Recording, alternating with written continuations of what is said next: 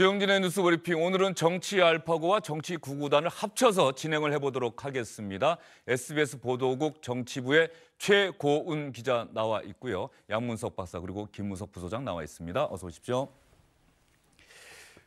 어제 이어서 청와대가 오늘도 대통령이 발의할 개헌안에 대한 설명을 했습니다. 토지 공개념 그리고 지방자치에 관한 내용이 담겨 있는데 그 어느 때보다 강력한 지방자치 제도를 실시하겠다는 대통령의 의지가 개헌안에 담겼다는 게 청와대 측의 설명입니다. 지금 우리는 21세기 대한민국의 미래를 묻는 국민들에게 답변해야 합니다. 30년 전 헌법이 더 정의롭고 공정한 그리고 중앙과 지방이 함께 잘 사는 대한민국의 운영틀이 될 수는 없습니다.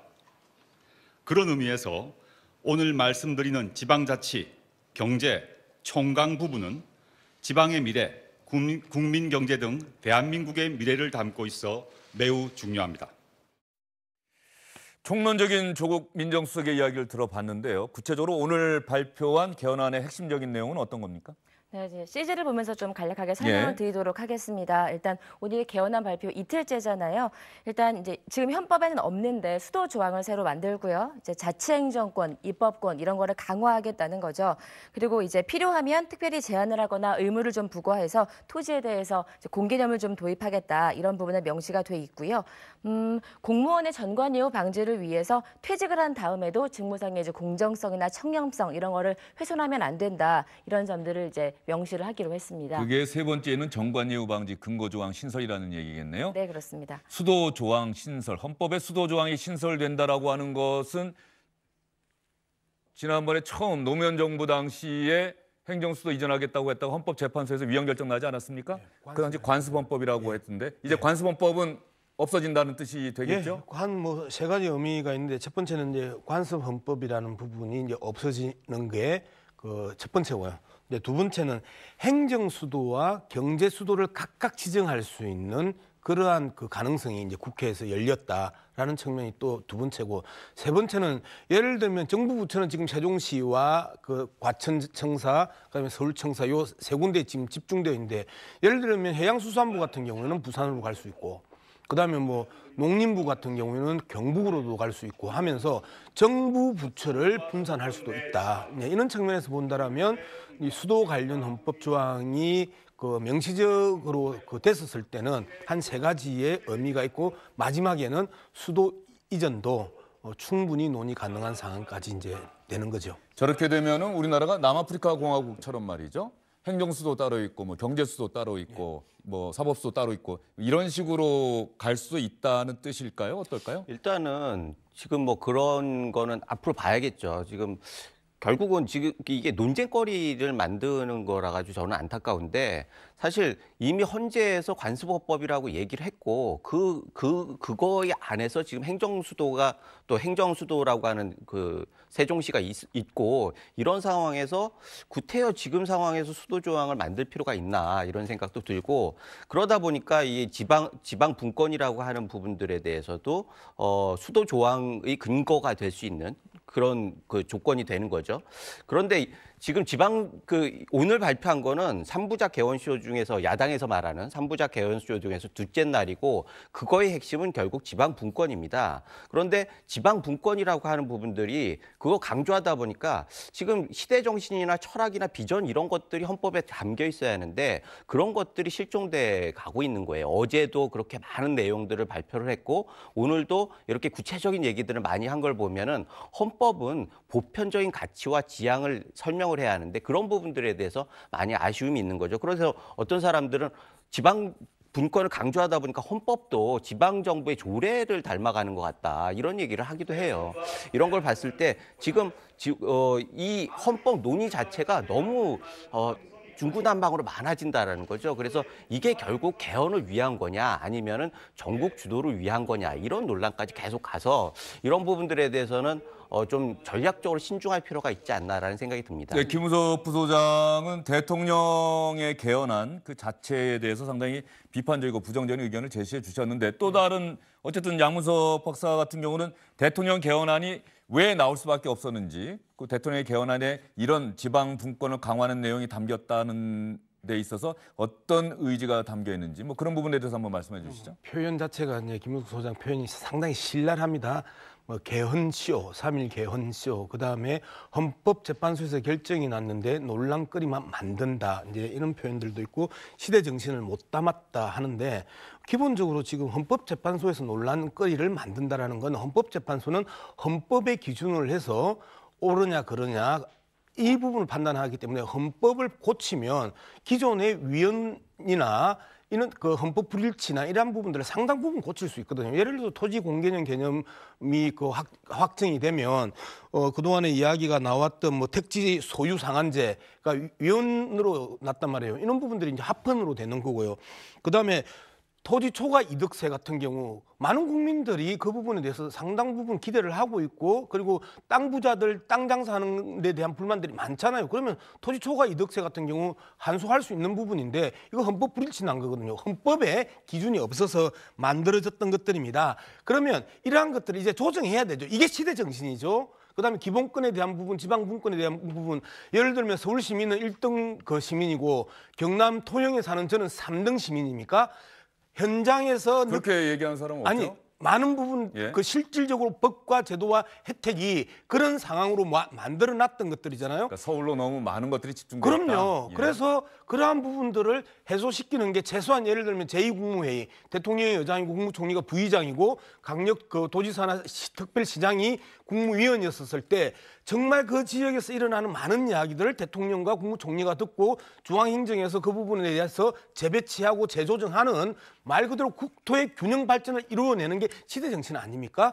그런 측면에서 봤을 때 뭐 개헌 쇼다라고 이야기하거나 시대 정신을 못 담았다고 이야기하거나 헌법재판소가 결정했는데 또다시 논란거리를 만드냐고 주장하는 것은 타당하지 않다. 하나만 딱 이야기해 봅시다. 자, 제2국무회의 하나만 이야기를 해봅시다. 지금 중앙에 그 대통령이 뽑은 청와대 그리고 대통령이 지명한 장관만 있고 그들 간의 국무회의만 한다는 거죠. 그런데 지역에서 뽑은 도지사 그다음에 특별시장들이 같이 논의를 하면 정당도 다르고 그리고 그 지역의 특색도 다르고 특징도 다르고 그 민원도 다르고 고민사항도 다르고 이러한 것들을 국가적으로 묶어서 토론을 한다. 그리고 대통령이 듣는다. 국무총리가 듣는다 했었을 때 행정이 어떻게 바뀌겠냐. 최소한 지역분권, 지방분권에 있어서 핵심 요거 하나라도 됐었으면 또 우리나라가 엄청나게 변화하고 바뀌고 국토 균형 발전이나 그다음에 1등 시민, 3등 그 시민의 이 차별들도 해소되지 않을까요? 예, 양문석 박사님은 대통령 개헌안에 담긴 지방 분권의 정신 높이 평가해야 된다 그런 취지인 것 같고요. 김무석 부소장께 한 번의 반론 기회를 더 드리겠습니다. 지금 제2 국무회의에 대해서 집중적으로 예. 말씀을 해주셨는데 이 부분에 대해서도 논란이 많습니다. 사실 연방제 수준의 지방 분권을 하겠다라고 한다라고 하면은 제2 국무회의보다는 상원과 같은 양원제를 해야 하는 거예요. 지금 세계 어느 나라에서 지방 분권을 강화하는 연방제 국가 중에서 제2 국무회의라고 하는 게 있는 나라가 있습니까? 이거는 행정부에서 교부금을 가지고 결국은 국회로 쪼개는 것보다는 중앙집권으로 해가지고 결국은 지방들을 다 좌지우지하겠다라는 그런 얘기로 들리는 거예요. 그런 면에서 외국에도 없고 취지에도 맞지 않는 제2국무회의를 계속 강조하는 이유가 뭔지 그런 부분들에 대해서도 터놓고 얘기를 해야 하는 거죠. 한 가지만 딱 이야기할게요. 해외 사례를 들었는데 전 세계적으로 그런 사례가 없다고 이야기를 했는데 전 세계적으로 분단 국가의 사례도 없습니다. 그러면 우리 색깔에 맞게 우리의 필요성에 의해서 지금처럼 수도권, 서울 수도권과 그 지방의 격차가 심각할 때 우리는 어떤 대안을 내놔야 될 것인가를 고민을 하면서 최소한 가장 쉽게 그리고 가장 효율적으로 구축할 수 있는 게 제2국무회의라는 개념만 넣으면 현재 있는 사람들이 모여서 합법적이고 그다음에 집행 가능한 회의 결과가 나올 수 있다는 거잖아요. 그게 왜 문제가 되죠? 예, 알겠습니다. 이렇게 양문석 박사와 김무석 부소장 두 사람 사이에서도 상당히 치열한 논쟁이 있을 수밖에 없는 게 바로 개헌 문제인 것 같습니다. 그런데 최고은 기자, 사실 개헌이라고 하는 게 지금 청와대가 설명하고 있는 대통령 개헌안은 그야말로 국회에 발의되는 그러니까 대통령 개헌안일 뿐이잖아요. 사실 이것이 그대로 의결된다라고 하는 것은 아니지 않습니까? 결국 의결 권한은 국회에 있는 것 아니겠어요? 네, 그래서 국회에서 민주당을 제외한 나머지 야당들이 개헌은 국회의 몫이다, 발의하지 말라 이렇게 맞서고 있는 상황이죠. 대통령 개헌안이 오면 만약에 이걸 표결을 붙일지 안 붙일지는 나중에 돼봐야 알겠지만 대통령 발의한 그 개헌안은 자꾸를 수정할 수가 없거든요. 그대로 표결에 붙여야 되기 때문에 홍준표 대표가 이제 어제 우리는 당론으로 반대를 의견을 묻고 아예 본회의장에 들어가지 않겠다, 들어가서 표결하면 제명하겠다 이 얘기가 나오게 된 거죠. 그래서 지금 정치부 기자들 사이에서 또 청와대 우리 출입하고 있는 남승모 기자나 정유무 기자도 취재를 할 텐데 말이죠.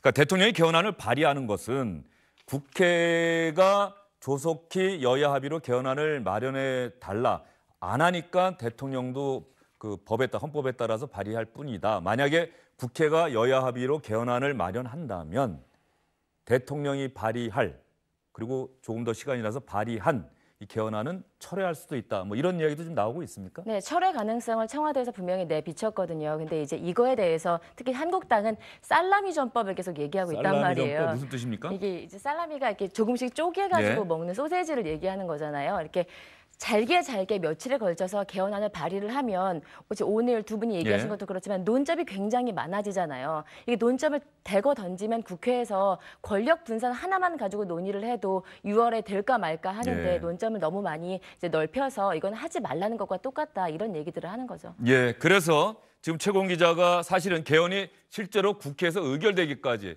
국민투표 전 단계입니다. 의결되기까지도 상당한 난관이 있을 수밖에 없는 상황에 대해서 설명을 해드렸는데요. 그러다 보니까 조국 민정수석이 개헌안을 설명하는 자리에서 어제도 그랬는데 오늘도 국회를 향해서 개헌 정말 꼭 합시다라는 당부의 말을 잊지 않았습니다. 헌법은 시대 정신을 담아야 합니다. 자치와 분권, 불평등과 불공정을 바로잡아달라는 것, 이것은 국민의 명령이고 시대 정신입니다. 국민 여러분의 지지와 국회의 적극적인 협조를 다시 한번 간곡히 부탁드립니다. 조국 민정수석이 이렇게 간곡하게 다시 한번 당부드립니다라고 이야기할 수밖에 없는 게 조금 전에 최고원 기자가 설명해 드린 것처럼 제1야당인 자유한국당이 대통령이 개헌안 발의하는 것 있을 수 없는 일이다. 개헌은 국회가 결정할 문제고 여야 합의로 해야 한다. 특히 홍준표 대표는 대통령 개헌안이 발의된다고 하더라도 자유한국당은 절대 국회 표결에 응하지 않겠다. 하나 더 심한 말도 했습니다. 무기명 비밀 투표니까 반란표가 나오지 않느냐. 내가 원내대표도 했고 정치 23년 했습니다. 그런 바보스러운 투표 전략을 채택할 리가 있습니까? 개헌 투표 만약 하자고 하면 본회의장 우리는 들어가지 않습니다. 들어가는 사람은 제명 처리합니다. 심지어 홍준표 대표는 표결에 참여하는 의원을 제명하겠다라는 협박도 서슴지 않고 있습니다. 개헌 논의의 진정성을 눈꽃만큼도 보이지 않으면서 국민을 위한 척하고 있는데 그런 태도는 거두어 주시기 바랍니다. 홍준표 대표가 본회의장 표결하러 들어가는 의원은 제명 처리한다. 상의하고 한 얘기예요? 아니면 개인이 그냥 불쑥 던진 얘기입니까? 일단 홍 대표가 저렇게 말을 던진 이상 개헌에 대해서는 의원들도 여당도 그렇고 야당도 그렇고 의원마다 의견들이 다 다르거든요. 네. 근데 이거를 당론으로 묶어서 이렇게 세게 해놓지 않으면 분명히 들어가서 지금 반란표란 얘기를 하잖아요. 이 당론과는 다른 표결을 하는 의원들이 나오면 물론 지금은 개헌 저지선을 확보를 하고 있지만 그게 불발되면 사실 그때는 체면이 말이 아니게 되잖아요. 일단 이게 강하게 지른 거죠. 예, 116명이니까 만약에 들어가서 표결하는데 다 반대표를 던지더라도 16표에서 20표 정도가 반란표가 나온다면은 개헌안이 통과될 수 있다. 그렇죠. 대통령 개헌안이. 네. 그래서 저런 이야기까지 했는데 김우석 부소장님. 그런데 어떻습니까? 물론 야당에서 야당 대표가 저렇게 이야기할 수는 있는데 제명 처리하겠다는 이야기까지 하는 게 과연 적절했는지는 한번 생각해 볼 만한 문제인 것 같습니다. 그거는 적절했는지는 생각해 봐야 하는 내부적으로 거죠. 할 얘기일 예. 수도 있는데. 그런데 실제로 반란표가 가능하겠습니까? 이거는 논점도 워낙 많고 모든 야당에서 반대를 하고 있잖아요. 정부 여당만 지금 찬성을 하고 있고 그런데 이 부분에 대해서 현실 가능성이 없는 부분에 대해서 만약 그렇게 하면은 제명을 하겠다. 이런 것들은 뭐 진정성으로 보기는 좀 어려운 측면이 있죠. 그래서 이건 어떻게 보면 기강을 세운다는 의미에서 뭐 얘기를 했다라는 형식적인 그런 부분들이 있는 것 같은데 야당은 여기서 말려들면 안 됩니다. 결국은 지금 대통령 권한을 어떻게 줄이느냐 이 문제에 집중을 해야 하는데 지금 대통령 그 헌법 발의권 자체에도 대통령의 권한 이상한 권한이에요. 사실은 국회에서 반대하면 안 되는 일이잖아요.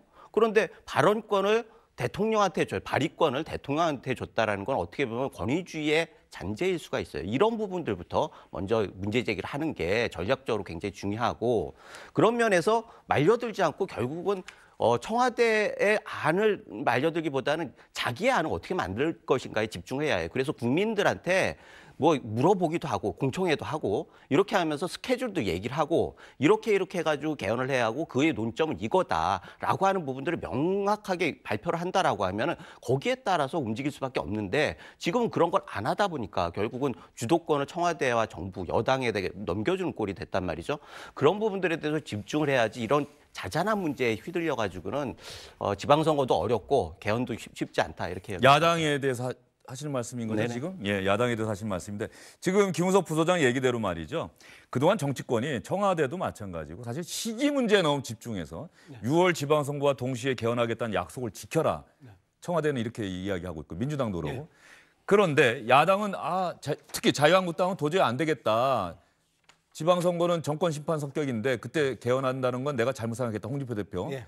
그래서 올 하반기에 하자 이렇게 이야기를 하고 있는데 여기서 한 가지 중요한 포인트는 그러면 개헌의 내용에 대한 협상 과연 얼마나 진정성 갖고 지금까지 진행해 왔느냐 그 부분에 대해서는 사실은 자유한국당도 뭐 민주당도 뭐 정치권이 좀 할 말이 없지 않느냐 서로를 비난할 수는 있겠습니다만 네, 개헌의 내용에 대한 부분들은 논의의 대상이 되기보다는 이제는 선택의 대상이거든요. 그동안 충분히 많은 쟁점마다 대안들이 나왔고 1, 2, 3번 또는 1, 2 뭐 이렇게 나와 있기 때문에 그거는 체크만 하면 되는 게 그래서 개헌 논의가 생각보다 빨리 갈 수 있다는 측면이 있고요. 지금 이제 쟁점이 되는 건 그 당장 오늘부터 시작하자가 민주당의 입장이고 그다음에 자유한국당 같은 경우에는 26일 날 정부의 개헌안이 나오면 그때부터 시작하자가 이제 첫 번째 쟁점입니다. 두 번째 쟁점은 협의체를 어떻게 구성할 것이냐. 원내 대표 플러스 이 개헌특위 간사 이 두 사람을 각 당이 한 명씩 하는데 원내 교섭 단체가 지금 3개가 있잖아요. 그러면 3+3으로 할 것이냐. 그렇지 않으면 지금 민주당이 이야기하는 5+5로 할 것이냐. 즉 원내 교섭 단체뿐만 아니고 원내 정당은 다 이 참여하는 협의체로 구성을 할 것이냐, 즉 평화당과 정의당을 포함할 것이냐 말 것이냐, 요거 가지고 또 쟁점이 붙었어요.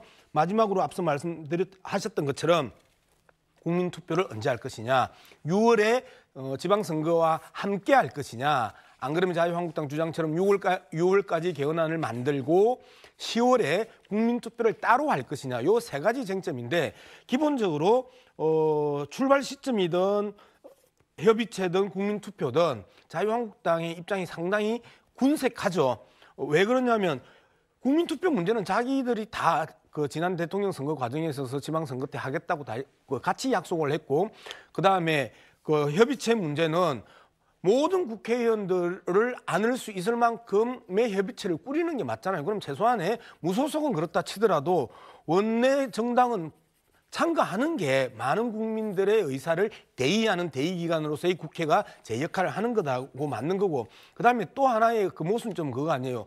대통령의 개헌안을 보고 그때부터 개헌 논의를 하자고 하는 김성태 원내대표의 주장이 대통령 보고 개헌안 내지 말라고 이야기했던 자유한국당의 기본적인 당론과 배치가 된다. 마지막으로 대통령이 개헌안을 내는 데 대해서 상당히 이제 김우석 부소장도 그 민감하게 반응을 하고 자유한국당도 반응하는데 16년에 김성태 지금 원내대표가 정부의 개헌안이 필요하다. 정부의 의지가 없으면 개헌은 힘들다. 이런 주장을 하면서 정부의 개헌안을 강력하게 요청하기도 했단 말이에요. 대정부 그 질의에서 한교안 총리를 향해서 그런 측면에서 봤었을 때 이래저래 자유한국당은 군색한 그 입장이 될 수밖에 없는 상황이다. 그리고 이걸 개헌 알겠습니다. 그 정도 말씀하셔서 충분히 말씀하신 취지가 전달이 된 것 같고요. 자유한국당의 태도에 대해서 양무석 부소장은 좀 비판을 해주셨는데 자유한국당이 지금 막 자막에 나오고 있습니다. 그러면 야사당 개헌협의체 만들어서 대응을 해보겠다. 민주당 제외하겠다는 뜻인 것 같습니다. 김성태 원내대표 이야기 한번 들어보죠. 반반입니다. 일부는 추진도 되었고 앞으로 또 반은 또 공감을 더 가지는 그런 공식적인 입장을 또 논의를 하겠습니다. 이거는 뭐 지금 야사당이 다 공감하는 부분입니다. 지금부터는 국회가 개헌 논의를 박차를 가할 건데 대통령 개헌 발의는 정치적이고 정략적인 목적이 아니라면은 이 국회 개헌 논의를 걷어차는 심상이 아니라면은 대통령께서 신중한 판단을 하실 거다. 그런. 심산이 아니라면 같은데 김성태 원내대표 이야기 뭐 다른 야당들은 반응이 나왔어요?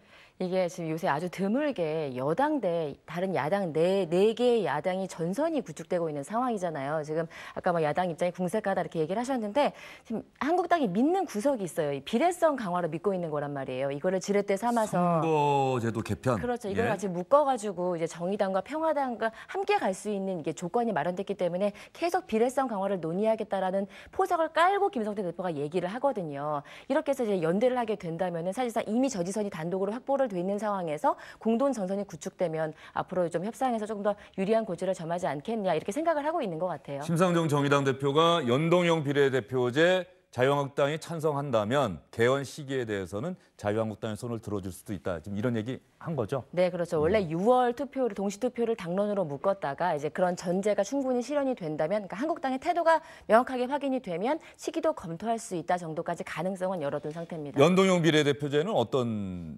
제도입니까? 네, 지금의 비례대표제라는 건 사실 거대 양당이 이미 지역구에서도 많이 가져가고 비례대표도 많이 가져가는 그런 제도잖아요. 우리가 국회의원 선거할 때 그 지역구 후보에게 한 명 찍고 지지하는 정당 한 표 찍고 이러죠. 그렇죠, 그래서 네. 지지하는 정당의 그 정당 득표율 따로 모아서 그 득표율대로 이제 의석 비례대표를 배분합니다. 배분하는데 네, 네. 연동형 비례대표제는 그게 아니고 그냥 그 국회의원 후보들이 모두 받은 그 득표율을 합산을 해서 네. 그 비율대로 의석을 배분하도록 하자 뭐 이런 겁니까? 네, 그렇습니다. 그렇게 될 경우에 이제 소수 야당인 정의당과 평화당이 분명히 정당 득표율은 높거든요. 그러면 지금보다 훨씬 더 많은 의석수를 확보할 수가 있기 때문에 여기에 사실 소수 야당이 사활을 걸고 있죠. 예, 정의당. 그러니까 개헌 문제가 야당 입장에서 보면 개헌 문제가 선거제도 개편과 맞물려 있다. 그러니까 개헌이라고 하는 게 사실 정말 해야 될 당위성은 크지만은 현실적으로 쉽지는 않다. 이런 생각이 다시 한번 듭니다. 자유한국당이 어쨌든 간에 개헌 문제, 국회에서의 개헌이 가능할지에 대해서는 열쇠를 쥐고 있는 건 분명해 보입니다. 그런데 자유한국당 6월 지방선거와 관련해서는 이제 많은 지역의 광역단체장 후보는 확정을 했는데 사실상 대부분 현직 광역단체장들이 자유한국당 소속인 그 지역의 후보들은 공천을 했어요. 그런데 서울, 가장 핵심적인 지역이 서울인데 서울 같은 경우는 아직 후보가 없죠? 네, 오늘 최고위 오전에 있었던 최고위원회를 끝으로 지금 8개 광역단체장 공천이 끝났거든요. 근데 가장 중요한 서울시장을 지금 뭐 야심차게 추진했던 이석연 전 법제처장 불출마 밝히고 이러면서 사실 굉장히 어려운 상황에 처해 있긴 하죠. 이석연 전 법제처장 같은 경우는 홍준표 대표가 기자들에게 먼저 얘기를 했고 이석연 변호사가 고민을 했고 고민하다가 결국은 불출마 결정했는데 장제원 수석 대변인은 사실은 또 우리가 이렇게 심혈을 기울여서 모시려고 했던 건 아니다는 취지로 또 백브리핑한 거를 제가 좀 본 기억이 있는데 맞습니까? 네, 맞습니다. 그러니까 그 홍 대표가 사실 이석연 법제처장 영입을 이제 얘기를 하면서 페이스북에 직접 글을 쓰고 박원순 현 서울시장과 이석연 빅매치다 이렇게 사실 조금 장사를 했잖아요. 예. 근데 이제 그게 불발되는 상황이다 보니까 어떻게 보면 좀 체면을 구기기도 했고 해서 대변인의 입장은 항상 당 대표의 입장이니까요. 예. 홍준표 대표 서울시장 선거에 나가라 이런 얘기가 정말 자유한국당 안에서 많아요? 그러니까 이제 홍 대표가 이 친박계를 청산하는 작업이 좀 거칠게 진행이 됐었잖아요. 이런 과정에서 홍 대표가 이제 친박계에 강한 비난을 쏟아낼 당시에 이제 인천 상륙 작전을 하자 지도부가 험지로 출마해서 수도권 험지로 출마해서 이 세를 이제 남하하는 이런 작전을 좀 쓰자 이런 얘기도 했었고 자꾸 이제 다른 사람 비난을 하니까 그러면 당 대표가 제일 어려운데 한번 나가봐라. 어차피 영입도 못 하시는데 나가봐라. 이렇게 비꼬듯 하는 소리가 좀 나오고 있는 건 사실입니다. 예. 이 서울시장 후보와 관련해서 자유한국당의 홍준표 대표가 오세훈 전 서울시장이 있지 않습니까? 오세훈 전 서울시장에 대해서 한 얘기가 또 말이 바뀌었다 이런 얘기가 있어서 저희가 한번 영상 자료를 찾아봤습니다. 오세훈 후보도 우리 당의 제일 중요한 자산이고 또 이 당을 이끌어갈 지도자가 우리 당을 위해서 헌신할 기회가 오면 몸을 던질 수 있는 그런 분. 여러분들만 지금 서울시장 후보가 안 보인다고 하지만 내 눈에는 몇 사람이 있습니다. 대표님, 오세훈 시장 출마를 안 한다고 밝혔는데요. 오세훈은 우리 당 사람 아니야? 서울시장 직접 출마하실 계획은 아예 없으신가요? 기자들이 왜 웃어요? 답변을 못 들었는데 왜 웃어요?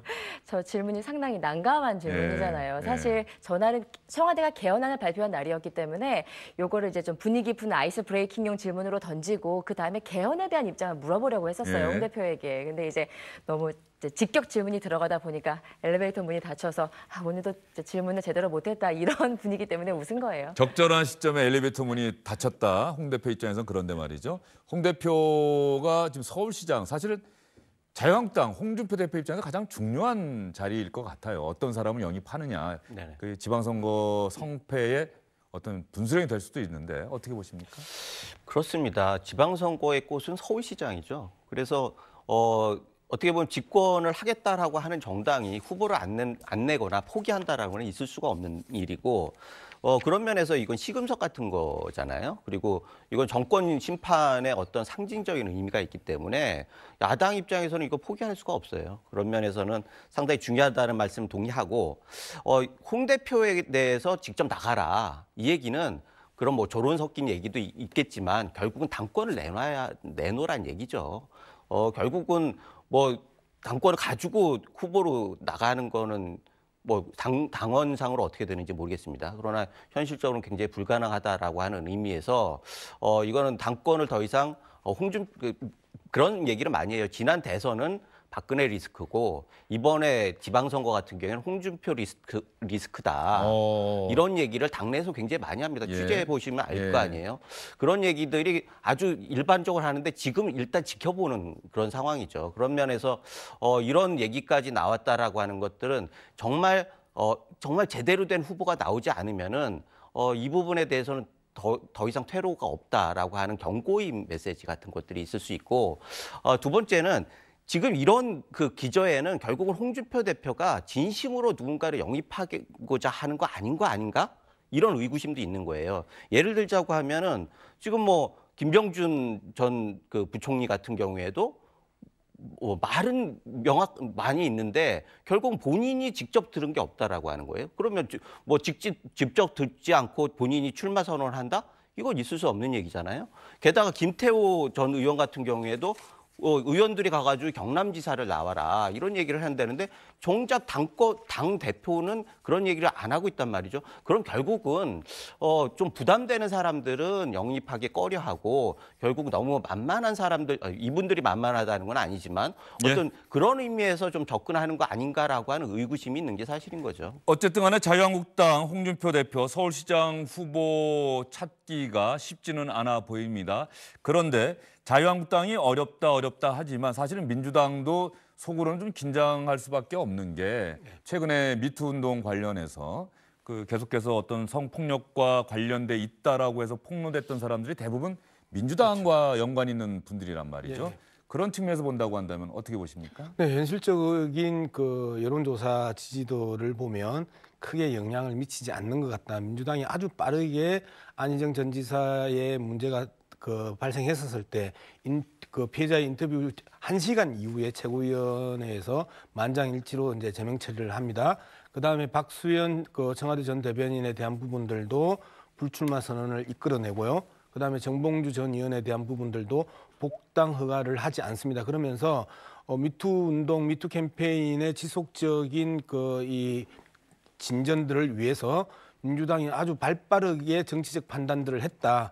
실제 가해자들이라고 불리는 사람들의 정치적 입지는 상당 부분 억울할 수도 있겠으나 박수현, 정봉주 두 사람에 대한 조치들은 일정하게 국민들이 정치적인 판단에서 인정을 하는 것 아니냐. 그렇기 때문에 미투 캠페인으로 그 불거진 3명의 사건들은 지지율에 결정적인 영향을 미치는 건 아니다. 외려 문재인 대통령의 그 지지율에 따라 연동되어 상승하는 흐름이 지금 나타나고 있다. 그렇기 때문에 민주당은 오히려 이제 서울시장의 3파전을 얼마만큼 잘 관리해서 이 당내 이벤트가 국민적 시민의 이벤트, 시민의 축제로 전환시켜내느냐가 그 과제이지 저러한 그 자유한국당이나 야당의 서울시장 후보의 그 논쟁하고는 전혀 질을 달리하는 그 논의 흐름을 이어가고 있다는 측면에서는 상당히 고무적이죠. 예, 알겠습니다. 말씀을 마치는 순간 홍준표 대표가 당 중진들 연탄가스처럼 비집고 올라와서 당을 흔들고 있다.